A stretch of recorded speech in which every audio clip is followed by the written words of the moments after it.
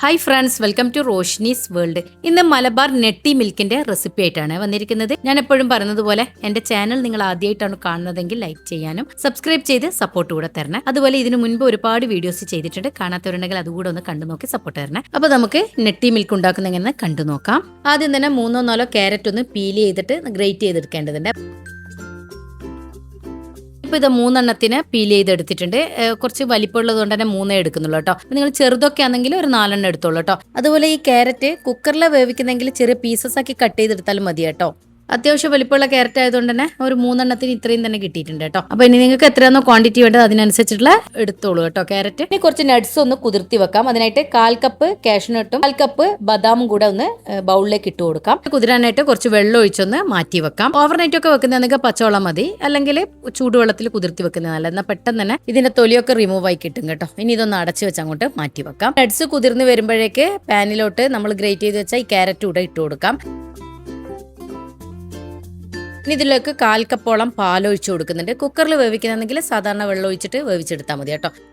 ഇനി ഒരു 1-2 ടീസ്പൂൺ പഞ്ചസാര ഈ സമയത്ത് ചേർത്ത് കൊടുക്കുന്നുള്ളൂ. ബാക്കി നമ്മൾ മിക്സിയുടെ ജാറിൽ ഇട്ട് കൊടുത്തിട്ട് ബാക്കിയുള്ള ഇൻഗ്രീഡിയൻസ് ഒക്കെ ചേർക്കുമല്ലോ. ആ സമയത്ത് മധുരം പോരാൻ തോന്നുന്നുണ്ടെങ്കിൽ ചേർത്ത് കൊടുക്കാം. പിന്നെ ക്യാരറ്റിന് മധുരം എത്രത്തോളം ഉണ്ടാവും അറിയില്ലല്ലോ, അതുകൊണ്ട് കൂടുതൽ ചേർത്ത് കൊടുക്കാത്ത കേട്ടോ ഈ സമയത്ത്. ക്യാരറ്റ് ഇപ്പം നന്നായിട്ട് കുക്കായി വന്നിട്ടുണ്ട്. ഇതിനി ഒന്ന് തണുത്തതിന് ശേഷം ഫ്രിഡ്ജിന്റെ താഴത്തെ ഭാഗത്ത് വെച്ച് കൂടെ തണുപ്പിച്ചെടുക്കണേ. ക്യാരറ്റ് കുക്കാക്കി എടുക്കുമ്പോഴേക്ക് ഇതാ നട്ട്സ് നന്നായിട്ട് കുതിർന്ന് വന്നിട്ടുണ്ട്.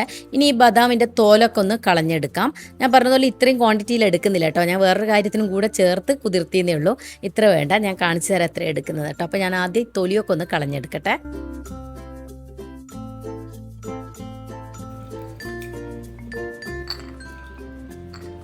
ബദാമും കാഷ്നട്ട് ഇതാ ഇത്ര തന്നെ എടുത്തിട്ടുള്ളൂ. ഞാൻ ഇതിൻ്റെ കൂട്ടത്തിൽ തന്നെ കുറച്ച് വാൾനട്ട് കൂടെ കുതിർത്തി വെച്ചിട്ടുണ്ട്. ഞാൻ സെപ്പറേറ്റ് കുതിർത്തിയതുകൊണ്ട് തന്നെ അതിൻ്റെ ക്ലിപ്പ് എന്നോട് മിസ്സായി പോയി കേട്ടോ, കാണിച്ചു തരാൻ. അപ്പോൾ വാൾനട്ടിന് പകരം നിങ്ങൾക്ക് വേണമെങ്കിൽ പിസ്ത ഇട്ട് കൊടുക്കുകയും ചെയ്യാം കേട്ടോ.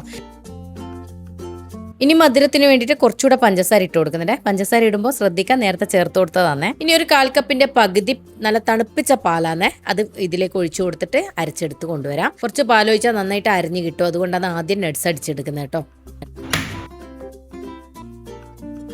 ഇതിപ്പോൾ നന്നായിട്ട് അരച്ചെടുത്തിട്ടുണ്ട്. അരിഞ്ഞു കിട്ടാൻ വേണ്ടിയിട്ട് കേട്ടോ ആദ്യം തന്നെ നട്ട്സ് അടിച്ചെടുത്തത്. ഒന്ന് തണുത്തതിന് ശേഷം ക്യാരറ്റ് ഞാൻ ഫ്രിഡ്ജിൽ വെച്ച് കൊടുത്തിട്ടുണ്ട്. അതും നന്നായിട്ട് തണുത്ത് തന്നിട്ടുണ്ട്. ഇനി അതും നമുക്ക് മിക്സിയുടെ ജാറിലേക്ക് ഇട്ട് കൊടുക്കാം. നട്ട്സുകൾ അടിച്ചെടുക്കുമ്പോൾ കുറച്ച് പാലൊഴിച്ചത്, ക്യാരറ്റ് വേവിക്കുമ്പോൾ നമ്മൾ ഓൾറെഡി പാലൊഴിച്ചല്ലേ വേവിച്ചെടുത്തത്, അപ്പോൾ അതും കൂടി ആകുമ്പോൾ കൂടി പോകണ്ടെന്ന് കരുതിയിട്ട് അതുപോലെ കുറച്ചുകൂടെ പഞ്ചസാര ചേർത്ത് കൊടുത്തിട്ടുണ്ട്, മധുരം പോരാൻ തോന്നിയിട്ട്. ഇനി 3 ടേബിൾ സ്പൂണോളം പാൽപ്പൊടിയും വാനില എസൻസ് ഒരു ഫ്ലേവറിനും ടേസ്റ്റിന് വേണ്ടി ഇട്ട് കൊടുത്തിട്ടുണ്ട്. ഇനി ഒന്ന് നന്നായിട്ട് ഫൈനായിട്ട് അടിച്ചെടുക്കാം. പാൽപ്പൊടിക്ക് പകരം നിങ്ങൾക്ക് വേണമെങ്കിൽ മിൽക്ക് മെയ്ഡ് ചേർത്ത് കൊടുക്കാം കേട്ടോ. ഓപ്ഷനിലാണ് പാൽപ്പൊടി. ഇനി അത് ചേർത്തില്ലെങ്കിലും കുഴപ്പമൊന്നുമില്ല, നല്ല ടേസ്റ്റ് തന്നെയാണ്. ബദാമും പിന്നെ കാഷ്നട്ടൊക്കെ ഉള്ളതല്ലേ, അതുകൊണ്ട്. അതുപോലെ കുറച്ച് കട്ടിക്കായതുകൊണ്ട് തന്നെ കുറച്ചുകൂടെ നല്ല തണുത്ത പാൽ ഒഴിച്ചു കൊടുക്കുന്നുണ്ട്. ഇനി പാലിന് പകരം നിങ്ങൾക്ക് വേണമെങ്കിൽ ഈ സമയത്ത് ഐസ് ക്യൂബ്സ് വേണമെങ്കിൽ ചേർത്ത് കൊടുക്കാം കേട്ടോ. പക്ഷെ കുറച്ചുകൂടെ ടേസ്റ്റ് പാലൊഴിക്കുമ്പോൾ തന്നെയാണ്. ഇപ്പോൾ ഇതാ മലബാർ നെട്ടി ജ്യൂസ് റെഡി ആയിട്ടുണ്ട്. ഇത് ഞാൻ സെർവിങ് ഗ്ലാസ്സിലോട്ട് ഒഴിച്ചു കൊടുക്കുന്നുണ്ട്. ഇപ്പം കുറച്ച് തിക്ക് കൺസിസ്റ്റൻസി തന്നെ ഇരിക്കുന്നത്. കുറച്ചുകൂടെ ലൂസ് കൺസിസ്റ്റൻസി വേണമെന്നുണ്ടെങ്കിൽ കുറച്ചുകൂടെ പാൽ ആഡ് ചെയ്ത് കൊടുത്താൽ മതി കേട്ടോ. പിന്നെ ഐസ് ക്യൂബ്സ് ഒക്കെ ചേർക്കുന്നതാണെങ്കിൽ എന്തായാലും അതൊന്ന് ലൂസ് ആവുമല്ലോ. ഞാൻ ചേർത്തിട്ടില്ല ഐസ് ക്യൂബ്സ്. നിങ്ങൾക്ക് സെർവ് ചെയ്യുന്ന സമയത്ത് ഐസ് ക്യൂബ്സ് വേണമെങ്കിൽ ചേർക്കാം കേട്ടോ. ഇവിടെ ആർക്കും താല്പര്യം ഇല്ലാത്തതുകൊണ്ട് ഐസ് ക്യൂബ്സ് ഞാൻ ചേർത്തില്ല എന്നുള്ളൂ. കുടിക്കേണ്ടത് നമ്മൾ തന്നെയല്ലേ, അതുകൊണ്ട് കേട്ടോ. അപ്പോൾ ഇതാ ഇനി ഇതിൻ്റെ മുകളിലേക്ക് കുറച്ച് നട്ട്സുകൾ ഇട്ട് കൊടുക്കാം. ഞാൻ ഇട്ട് കൊടുക്കുന്നത് പിസ്ത കേട്ടോ. പിസ്ത അതുകൊണ്ടാണ് ഞാൻ ജ്യൂസ് അടിക്കുന്ന സമയത്ത് നട്ട്സിൻ്റെ കൂടെ ചേർത്ത് കൊടുക്കാതെ. നിങ്ങൾക്ക് ഇങ്ങനെ കുടിക്കുന്ന സമയത്ത് ഇങ്ങനെ കടിക്കാൻ കിട്ടുന്ന ഒരു പാകത്തിന് ഇഷ്ടമല്ല എന്നുണ്ടെങ്കിൽ ഞാൻ പറഞ്ഞതുപോലെ നട്ട്സുകൾ മിക്സിയുടെ ജാറിൽ ഇട്ടിട്ട് അടിക്കുന്ന സമയത്ത് ഈ പിസ്തയും കൂടെ ചേർത്ത് കൊടുക്കുക. അതുപോലെ വാൾനട്ടിനെ നിർബന്ധമൊന്നുമില്ല. ഏതൊക്കെ നട്ട്സുകളാണ് നിങ്ങളുടെ കയ്യിൽ ഉള്ളത് അത് വെച്ചിട്ട് ചേർത്ത് കൊടുക്കുക കേട്ടോ. പക്ഷെ ഒരു പ്രത്യേക ടേസ്റ്റാണ്. ക്യാരറ്റ് എന്ന് മനസ്സിലാവേ ഇല്ല കേട്ടോ, കുടിക്കുമ്പോൾ അത്രയും ടേസ്റ്റ് ആയിരുന്നു. നിങ്ങൾ എന്തായാലും ഒന്ന് ട്രൈ ചെയ്ത് നോക്കുക. ഇതിനു മുൻപ് ഒരുപാട് വീഡിയോസ് അപ്ലോഡ് ചെയ്തിട്ടുണ്ട്. കാണാത്തവരുണ്ടെങ്കിൽ അതൊക്കെ കൂടെ ഒന്ന് കണ്ടു നോക്കിയിട്ട് ഇഷ്ടമാവുകയാണെങ്കിൽ കൂട്ടുകാർക്ക് ഫാമിലിക്ക് ലിങ്ക് ഒക്കെ ഷെയർ ചെയ്ത് കൊടുക്കുക. ഇതിനു മുൻപും പോളാർ റെസിപ്പീസ് ഒക്കെ ഒരുപാട് ചെയ്തിട്ടുണ്ട് കേട്ടോ. കാണാത്തവരുണ്ടെങ്കിൽ അതുകൂടെ ഒന്ന് കണ്ടു നോക്കി സപ്പോർട്ട് തരണം. അപ്പോൾ നമുക്ക് ഇതിലും നല്ല വീഡിയോസ് ആയിട്ട് പുതിയ വീഡിയോയിൽ കാണുമ്പോഴേക്കും താങ്ക് യു.